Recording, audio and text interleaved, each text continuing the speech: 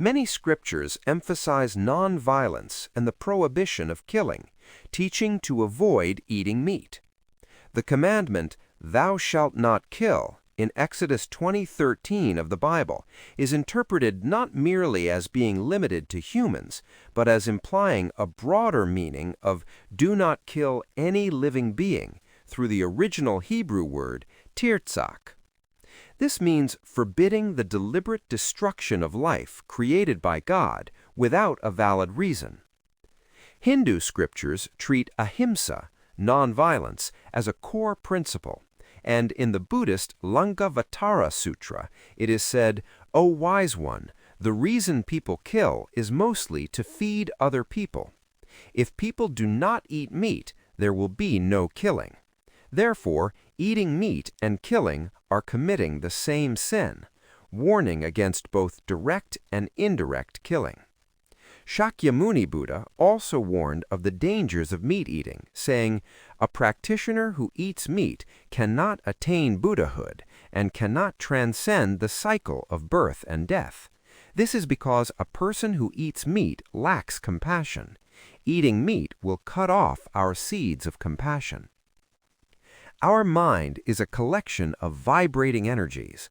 Therefore, the state of the energy that constitutes the mind greatly affects the mind itself. Pure food purifies the energy of the mind and raises its vibration, creating a state suitable for meditation. If the energy of the mind is heavy or lacks vitality, it is impossible to reach a state of stillness or to have the clear state of mind necessary to meditate on the truth. Some foods vibrate very slowly or do not vibrate at all, making the mind dark and heavy. On the other hand, foods such as fruits, vegetables, and whole grains have very light, subtle, and pure energy, purifying the mind by making it bright, light, and subtle. A vegan diet is considered the best diet for purifying the mind and creating an energy state suitable for spiritual practice. In Indian philosophy, the mind is explained through four functions: manas, sensory perception; buddhi, wisdom, discernment; ahamkara, individual ego; and citta, storehouse of memories. All of these constitute the subtle energy layers of the being we call I. Substances such as meat, alcohol, tobacco, and drugs, which act as toxins to our bodies, also act as toxins to these other energy layers, causing negative effects. Consuming these toxic substances turns our energy negative. Conversely, pure foods like fruits, vegetables, and whole grains are easily absorbed into the body, raising our energy vibration, stabilizing the mind, and creating an energy state suitable for meditation practice. The goal of spiritual progress is to attain the character of the divine, which is the true character of a human being. Consuming animal products causes one to acquire animalistic traits, moving them away from the divine character. Indeed, there are scientific studies suggesting that those who eat meat have stronger aggressive tendencies than those who do not. Furthermore, just as a brightly shining aura around the heads of enlightened saints in paintings, all beings have an energy field.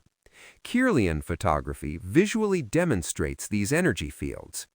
Eating the meat of a dead animal is to accept the heavy and dark aura of that animal. Conversely, fruits and vegetables possess a light and bright aura with a high vibration. Paramahansa Yogananda pointed out that even materials obtained from slaughtered animals, such as leather, can obstruct the natural flow of prana, life force.